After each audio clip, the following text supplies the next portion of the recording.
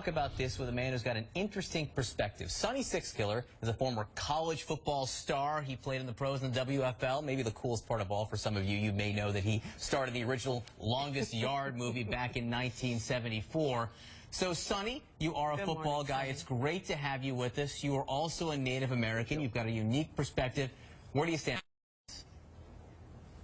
Well, I think it's about time that it goes away myself. I think it kind of reflects on the whole nation and things that we've been reading lately. And if you look at middle schools and high schools and colleges have gone away with that as a mascot name. I think it's about time the pros get it right, and now's the time, perfect time for them to do it.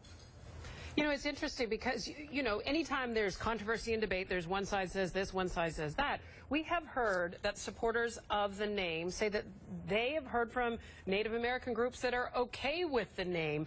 It does make you wonder, and I know this for a fact, within a group, there's not always consensus about issues, especially like this. Is there consensus among the Native American community that you're in, that you know of, that the name should go? Well, I don't know. I get this sense of that in the Northwest where I reside in Seattle, and it's. I think there's a lot of feeling about that. You know, we've had to endure things of fishing rights and sovereignty and all those issues, and I think this is. I think it depends on who you're asking about if that name's proud. Mm-hmm. From my perspective, it's not a pride thing. It's a racial thing, and it's racist to me. You know, what's interesting, what has been interesting, Sonny, for a long time now, is the relative silence among NFL players. We just don't hear much from them. And you could juxtapose this. I know it's a different situation with what just happened in the NBA. When Donald Sterling said what he said, a lot of players, LeBron James and others, came out immediately and were very, very vocal, and they helped force the change. Do you think it is that NFL players don't care about this? Do they disagree with the idea that the Redskins name is offensive, or are they somehow scared to speak publicly?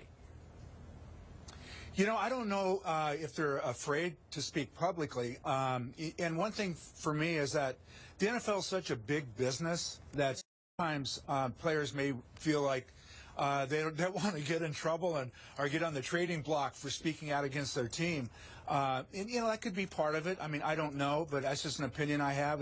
Once you get to the NFL, if you get cut or traded, all the players say, you know, it's just a business.